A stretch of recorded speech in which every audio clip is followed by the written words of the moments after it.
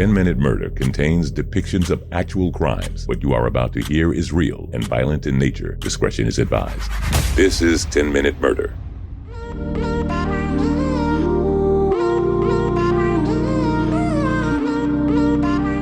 Welcome to the brief and bingeable true crime podcast, 10-Minute Murder. My name is Joe. I'm the host, and I appreciate you being here. If you're new to this podcast, welcome. If you'll hit the button that subscribes you to this show, do that and you won't miss any future episodes of 10-Minute Murder. And by the way, if you listen on Apple Podcasts, I don't know what to tell you. They changed a lot of stuff up.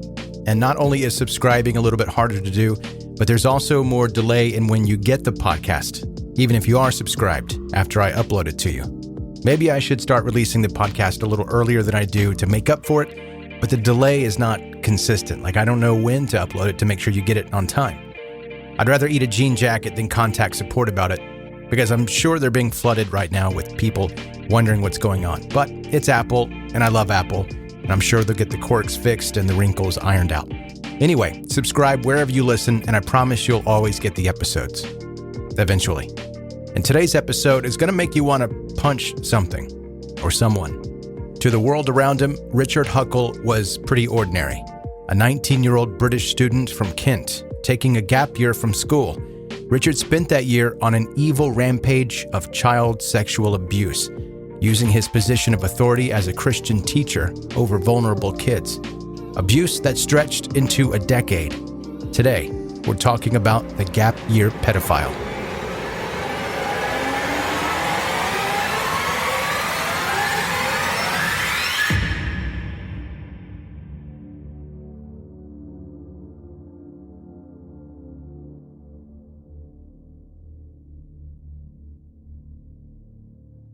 Richard Huckle was born in 1986 to a middle-class family in Ashford, Kent. He went to the Harvey Grammar School. People there described him as a bit of a loner, but nothing out of the ordinary.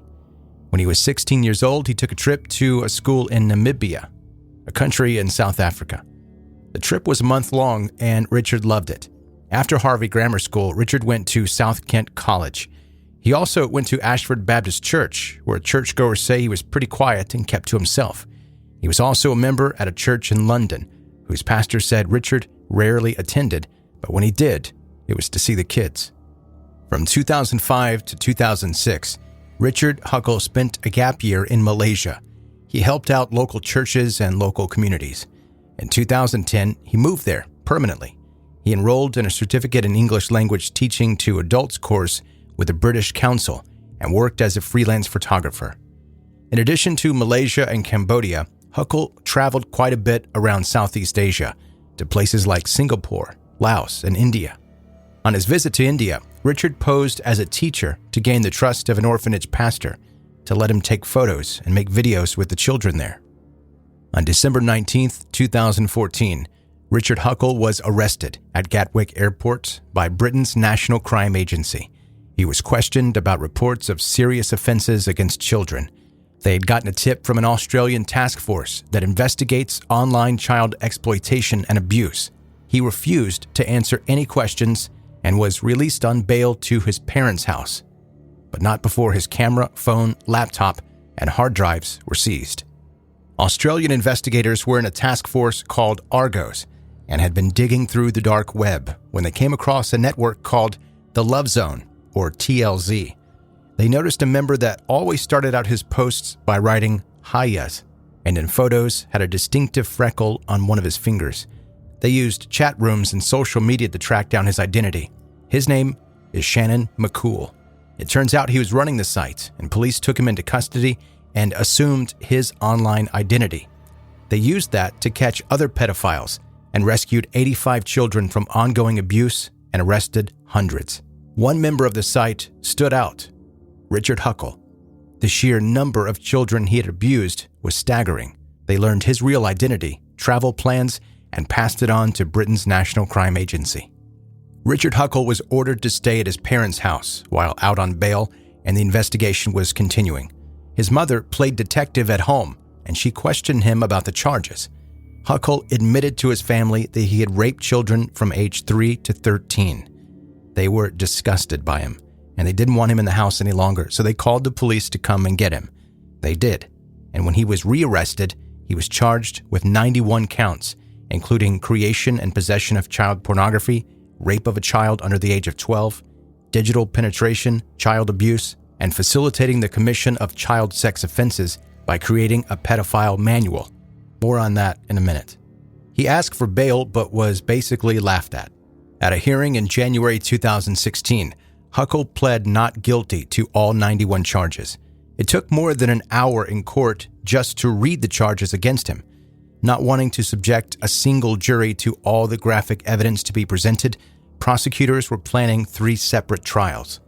In April, during another hearing, Richard Huckle agreed to plead guilty to 71 of the 91 charges after a request to watch all of the evidence against him in court.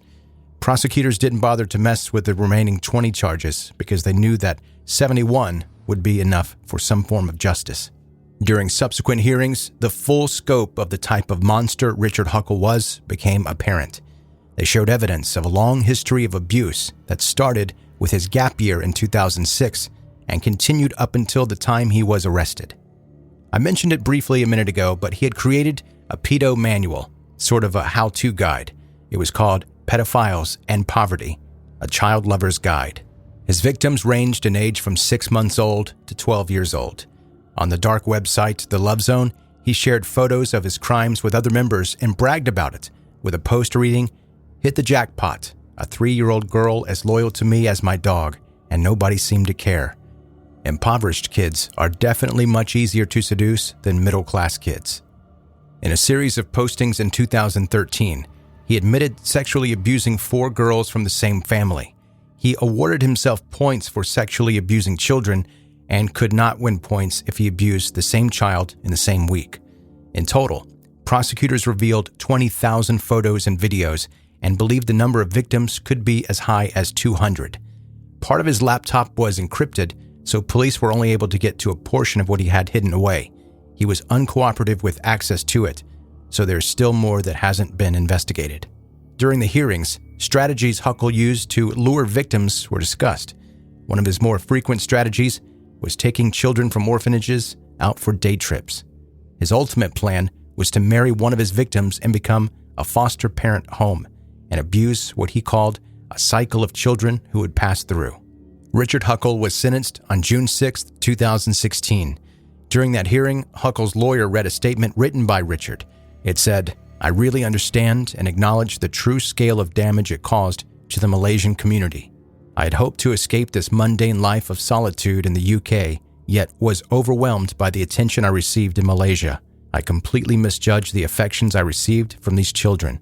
My low self-esteem and lack of confidence with women was no excuse for me to use these children as an outlet. I am open and eager to rehabilitate from this offending behavior. I don't want to become a martyr to sex tourism in Malaysia. It was all my doing as a consequence of my immaturity, and I'm truly remorseful." Richard Huckle was sentenced to life for 22 of the counts, with a minimum of 25 years before being eligible for parole.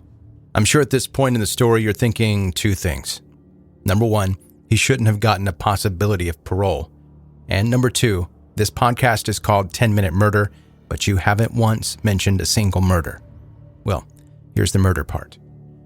On October 13th, 2019, a prisoner at Full Sutton Prison named Paul Fitzgerald, who was himself serving time for serious sexual assault, strangled and stabbed to death Richard Huckle in his cell. At that trial, it was revealed that Richard's feet and hands were tied. He was gagged and strangled using an electrical cable. He was also raped, had his jaw broken, and had a kitchen utensil shoved up his anus. And finally, a shiv, which was a pin with a blade at the end, shoved up his nose until reaching his brain. When prison guards got to him, Fitzgerald stood over Huckle in a pool of blood, saying that he wanted to cook and eat parts of his body. An additional 34 years were added to Fitzgerald's time.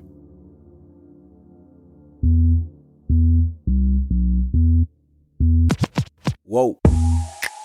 That's today's 10-Minute Murder, the brief and bingeable true crime podcast. We took a little different path today because murder wasn't the main character of the story.